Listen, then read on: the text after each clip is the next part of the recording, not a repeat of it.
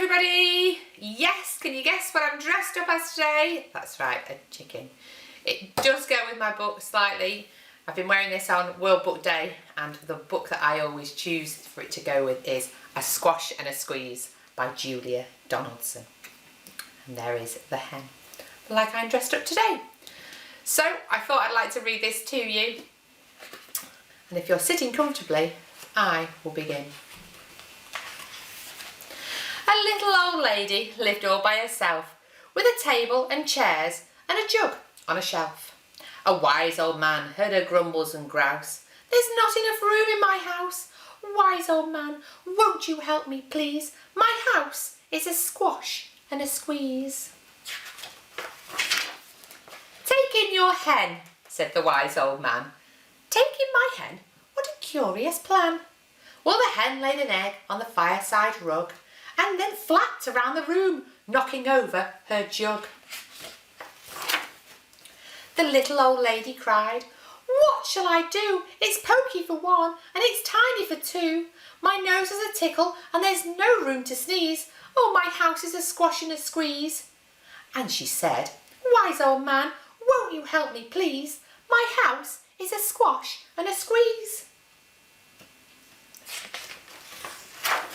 "Take in your goat," said the wise old man. "Take in my goat? What a curious plan." Well, the goat chewed the curtains and trod on the egg and sat down to nibble the table leg.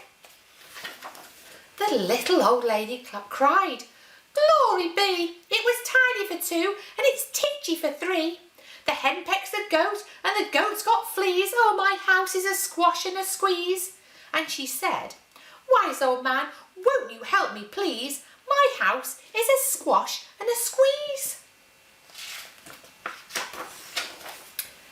"Take in your pig," said the wise old man. "Take in my pig? What a curious plan." So she took in her pig, who kept chasing the hen and raiding the larder again and again. The little old lady cried, "Stop, I implore! It was titchy for three and it's teeny for four. Even the pig in the larder agrees. My house is a squash and a squeeze." And she said, "Wise old man, won't you help me, please? My house is a squash and a squeeze." "Take in your cow," said the wise old man. "Take in my cow? Oh, what a curious plan." Well, the cow took one look and charged straight at the pig and jumped on the table and tapped out a jig. The little old lady cried, "Heavens alive! It was teeny for four and it's weeny for five. I'm tearing my hair out and down on my knees. My house is a squash and a squeeze." And she said, "Wise old man, won't you help me, please? My house is a squash and a squeeze."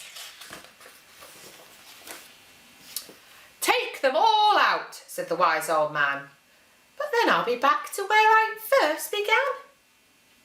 But she opened the window and out flew the hen. "Ooh, that's better. At last I can sneeze again."